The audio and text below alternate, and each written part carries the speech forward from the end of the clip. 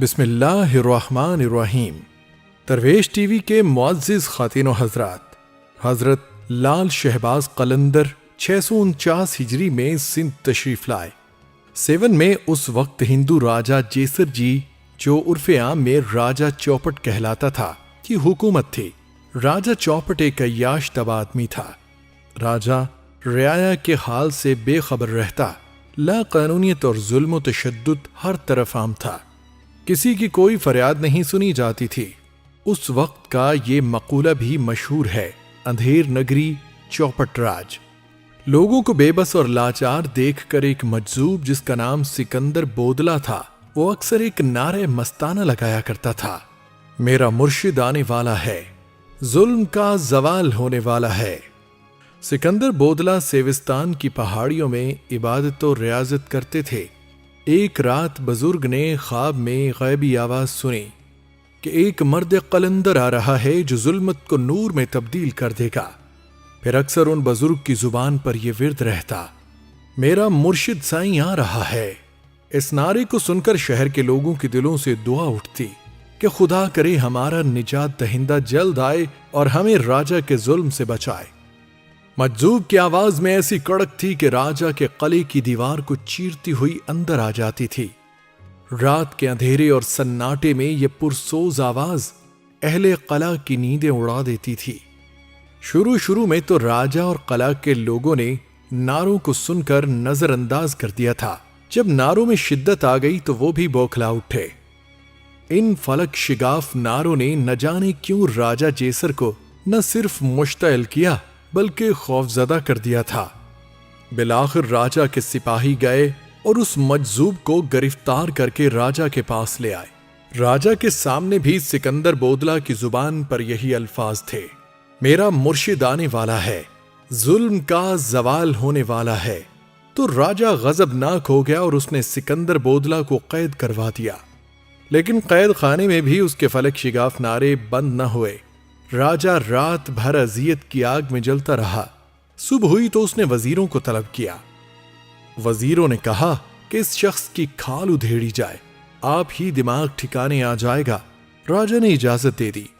سکندر بودلہ پر تازیانوں کی بارش کر دی گئی، لیکن وہ یہی کہتے رہے، میرا مرشد آنے والا ہے۔ سکندر بودلہ پر وحشیانہ تشدد جاری رہا۔ تقریباً روزانہ ان پر تازیانوں کی بارش کی جاتی تھی، لیکن آپ کے ہونٹوں پر ایک ہی نعرہ جاری رہتا تھا۔ سندھ کا علاقہ حضرت شہباز قلندر کے لیے انجان تھا۔ آپ یہاں کی زبان اور ثقافت سے واقف نہیں تھے، اس کے باوجود آپ سرزمین سندھ کی طرف تشریف لے آئے۔ حالات کا مشاہدہ کر کے آپ نے کسی ایک ایسی جگہ مستقل سکونت اختیار کرنے کا ارادہ ترک کر کے پہلے ارد گرد علاقوں میں تبلیغی دوروں کا آغاز کیا۔ آپ نے ٹھٹھا کے قریب آرائی کے مقام پر ایک بزرگ پیر پیٹ سے ملاقات کی۔ یہ بزرگ ایک پہاڑی کے غار میں مصروف عبادت رہتے تھے۔ حضرت لال شہباز قلندر نے اسی غار میں آپ سے ملاقات کی اور کامرانی کی دعائیں لے کر رخصت ہوئے۔ آپ نے سندھ کے ایک گاؤں ریحان میں بھی کچھ دن قیام فرمایا تھا۔ بعد میں یہی گاؤں حضرت رکن الدین ملتانی کی نسبت سے رکن پور کہلایا۔ حضرت لال شہباز قلندر اس گاؤں میں تشریف لے گئے تو اس کی زمین بنجر تھی۔ پھر اللہ نے آپ کی برکت سے اس زمین کی سرشت بدل ڈالی، علاقہ آباد ہو گیا۔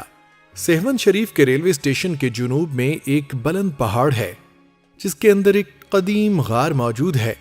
روایت ہے کہ اس غار میں حضرت لال شہباز قلندر نے چلہ کشی کی تھی۔ سیون کے ریلوے اسٹیشن کے قریب آپ کے نام سے منسوب ایک لال باغ بھی ہے۔ روایات کے مطابق اس باغ کے قریب ایک پہاڑی پر آپ نے چلہ کشی کی تھی۔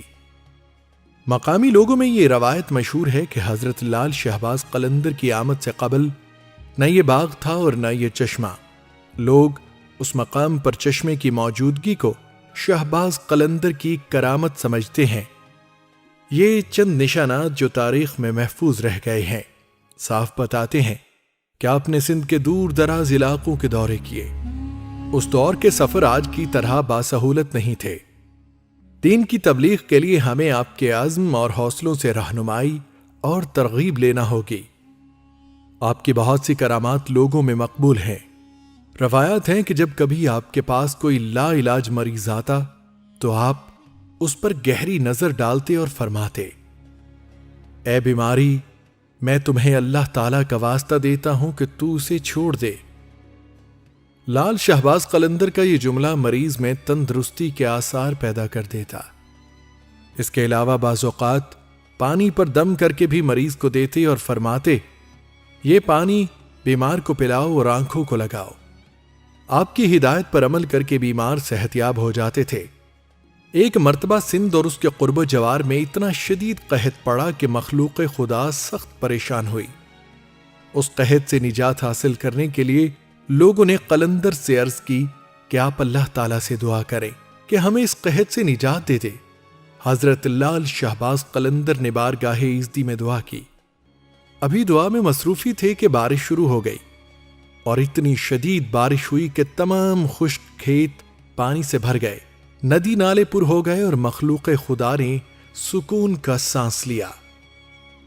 شدید مخالفتوں کے باوجود آپ نے سیون شریف میں رہ کر اسلام کا نور پھیلایا، ہزاروں لوگوں کو راہ ہدایت دکھائی، لا تعداد بھٹکے ہوئے افراد کا رشتہ خدا سے جوڑا، لوگوں کو اخلاق اور محبت کی تعلیم دی، سچائی اور نیکی کی لگن انسانوں کے دلوں میں اجاگر کی۔ آپ کی تعلیمات اور حسن سلوک سے سیون کی ایسی کایا پلٹی کہ بہت بڑی تعداد میں غیر مسلموں نے اسلام قبول کر لیا۔ آپ نے لا تعداد بھٹکے ہوئے افراد کا رشتہ خدا سے جوڑا، لوگوں کو اخلاق کی تعلیم دی، سچائی اور نیکی کی لگن انسانوں کے دل میں پیدا کی۔ لال شہباز قلندر کی وجہ سے راجہ کو اپنا اقتدار خطرے میں نظر آ رہا تھا۔ راجہ جیر جی کی نیندیں حرام ہو گئی تھی۔ سیون میں ایک مسلمان درویش کی موجودگی اس کے لیے مستقل عذاب بن کر رہ گئی تھی۔ راجہ جیر جی کئی مرتبہ اپنی طاقت کا مظاہرہ کر چکا تھا، مگر ہر مرتبہ اسے ناکامی کا منہ دیکھنا پڑا تھا۔ آخر حاکم سیون نے اپنے علاقے کے کچھ جادوگروں کو طلب کیا، ان سے مسلمان درویش سے مقابلے کا کہا، لیکن سیون کے ساحروں نے مقابلے سے پہلے ہی اپنی شکست تسلیم کر لی تھی کہ انہیں ہرانا ہمارے بس کی بات نہیں۔ البتہ جادوگروں نے راجہ کو مشورہ دیا کہ اگر کسی طرح مسلمان درویش کے شکم میں حرام غذا داخل کر دی جائے تو اس کی ساری روحانی قوت زائل ہو جائے گی اور پھر ہماری جادو کی طاقت اس پر غالب آ جائے گی۔ راجہ نے ایک روز کسی حرام جانور کا گوشت پکوایا اور کئی خوان سجا کر مسلمان درویش کی خدمت میں بھیج دیے۔ جب یہ خوان حضرت شہباز قلندر کی خدمت میں پیش ہوا تو کھانا دیکھتے ہی شیخ کا رنگ متغیر ہو گیا اور آپ نے یہ کہہ کر کھانے سے بھرا ہوا خوان الٹ دیا۔ ہمارا خیال تھا کہ وہ کافر اتنی نشانیاں دیکھنے کے بعد ایمان لے آئے گا، مگر جس کی تقدیر میں ہلاکت و بربادی لکھی جا چکی ہو اسے اللہ کے سوا کوئی نہیں ٹال سکتا۔ مرشد کے اس عمل سے خدام پر لرزہ طاری ہو گیا، پھر دوسرے ہی لمحے زمین بھی لرزنے لگی۔ سیون شدید زلزلے کی لپیٹ میں تھا۔ زمین نے 2-3 کروٹیں لیں اور طاقت و اقتدار کا سارا کھیل ختم ہو گیا۔ ادھر شیخ کے سامنے خان الٹا پڑا تھا، ادھر راجہ جیر جی کے قلعے کی بنیادیں الٹی ہو گئی تھیں۔ ایک واقعہ یوں بیان کیا جاتا ہے کہ آپ لکھنؤ کے قریب ہندوؤں کے گاؤں میں دعوت و تبلیغ کے لیے گئے۔ یہ علاقہ کالی دیوی کا گڑھ تھا، جا بجا کالی ماتا کے مجسمے رکھے ہوئے تھے اور بتوں کی لمبی قطاریں تھیں۔ ہر کونے پر ایک کالی ماتا رکھی گئی تھی۔ کالی ماتا کے بہت سے مندر تھے۔ ہندو کالی ماتا سے بہت خوف رکھتے ہیں۔ آپ چلتے چلتے ہندوؤں کی اس گلی میں جا پہنچے جہاں کالی ماتا کا ایک چھوٹا سا مندر تھا۔ ہندوؤں نے آپ کو دیکھا تو فوراً آپ کے ارد گرد اکٹھے ہو گئے اور کہنے لگے کہ بابا جی آپ یہاں سے فوراً چلے جائیے اور اس جگہ کو چھوڑ دیجیے۔ یہ علاقہ کالی کی جاگیر ہے اور آج کل کالی بہت غضبناک ہے اور کالی کا خوف و ہراس خوب پھیلا ہوا ہے اور ہمارے اوپر کالی کا بہت خوف مسلط ہے۔ جتنی جلدی ممکن ہو اس علاقے سے دور چلے جائیں، ورنہ آپ کے ساتھ ساتھ ہمارے لوگوں کو بھی خطرہ لاحق ہے۔ آپ نے کہا اگر یہ بات ہے تو مجھے اس مندر تک لے جاؤ۔ ہندو اس پر نہ مانے۔ آخر آپ کے اصرار پر اس بات پر راضی ہوئے کہ آپ مندر کے قریب تک جا سکتے ہیں۔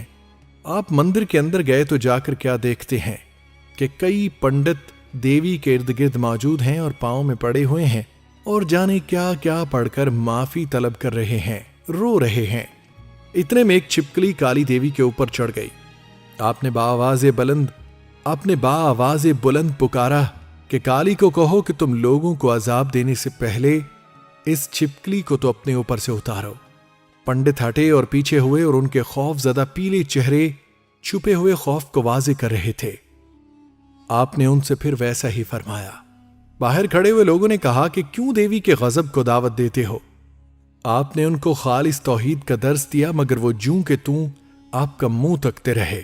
آخر ایک پنڈت نے کہا تمہارا خدا بھی تو نظر نہیں آتا، وہ کیسے سارے کام کرتا ہے؟ آپ نے کہا کہ میرا رب تو ہر چیز پر قادر ہے، وہ تو سب کچھ کر سکتا ہے، حتیٰ کہ تمہاری یہ دیوی محض پتھر ہے، اسے بھی نیست و نابود کر سکتا ہے۔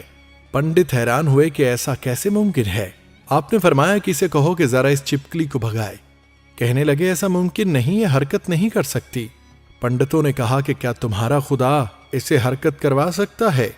آپ نے فرمایا ہمارے یقین ہے، آزمائش ناقص اور کمزور یقین والے کرتے ہیں۔ کہنے لگے بہانے مت بناؤ، کر کے دکھاؤ۔ آپ جلال میں آ گئے، آسمان کی جانب نظر کی، ہاتھ اٹھائے اور عرض کی، اے مولا جانوں کے پالنہار، ان کافروں کو معجزہ دکھا۔ آپ نے دعا مانگ کر اللہ اکبر کہا۔ دیوی کے بت میں حرکت ہوئی۔ آپ نے نعرہ تکبیر اللہ اکبر دوبارہ کہا۔ وہ دیوی اپنی جگہ سے ہلی اور پنڈتوں کو پیروں میں روندتی ہوئی بیرونی دروازے میں گر کر پاش پاش ہو گئی۔ کئی پنڈت زخمی ہوئے، ماحول یکسر بدل گیا۔ ہندو آپ کے سامنے سر جھکائے کھڑے تھے۔ آپ نے سب کو اکٹھا کیا، دعوت دین دی، توحید کا درس دیا اور سب کو مشترکہ کلمہ شہادت پڑھا دیا۔ دعا ہے کہ اللہ تعالی ہمیں ان بزرگوں کی زندگی سے سبق سیکھنے اور ان کے نقش قدم پر چلنے کی توفیق عطا فرمائے۔ آمین یا رب العالمین۔